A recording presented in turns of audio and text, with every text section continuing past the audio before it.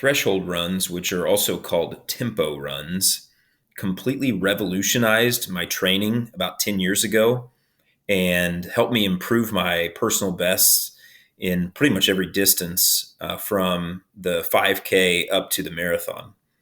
And I don't necessarily want to get super science nerdy on you here, partially because I'm not a science nerd, so I won't do a great job of explaining it. But basically, whenever you're running, um, there's two types of runs. You have aerobic runs, which are used to build endurance. They're slow, steady runs where you don't typically feel out of breath. You can run for a long time, and eventually your muscles will just start to give out. Or an anaerobic run, which is a run that takes place at a much higher rate of speed. Eventually, lactic acid starts to build in your muscles, which forces you to slow down.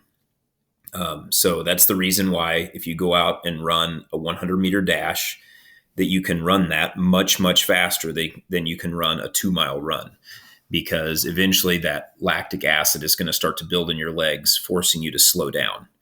There's obviously a point in your muscle where your pace is right on the borderline between anaerobic, when that lactic acid starts to build, and aerobic, which is right before the lactic acid starts to build. And this pace is a pace that would feel comfortably hard. And as I put on the slide, there's somewhere between a 10K and a half marathon pace. So you're going to be breathing hard when you do a threshold run, but you're going to be breathing hard in a way that feels like I could breathe hard like this for a long time. And so these runs are a very important part of training. And with many programs, especially if you're training for a 10K, a half marathon, or a marathon, these runs are a critical part of your training on a weekly basis. I put a sample of what a threshold run can look like on the side there. This would have been a threshold run that the runner was trying to average 7 minutes and 30 seconds for their threshold miles. So notice they started with a warm-up mile there.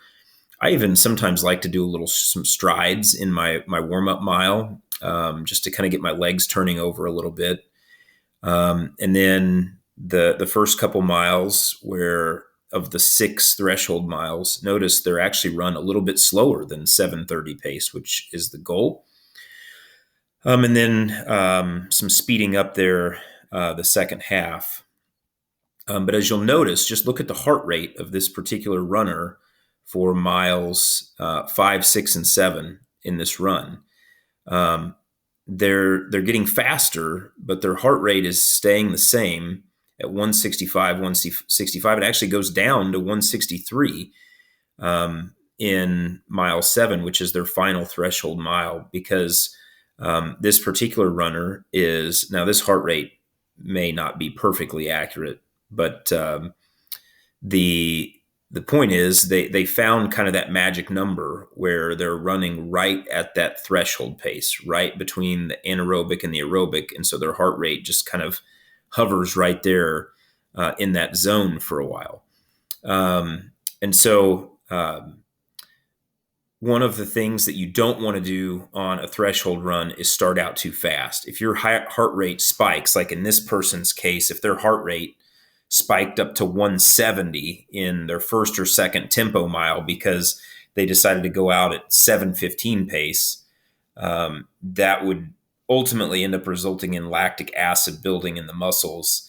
And it would be very difficult for them to get rid of the lactic acid running at that speed. They would have to slow down considerably to rid the muscles of the lactic acid and then hopefully recover and speed back up. But that is not a fun experience. Once that lactic acid starts to build, good luck. So biggest mistake is starting out too fast.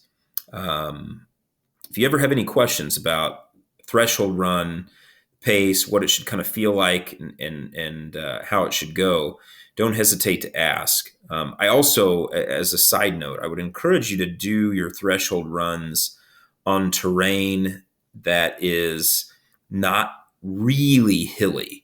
unless you're training for a race with a very hilly terrain.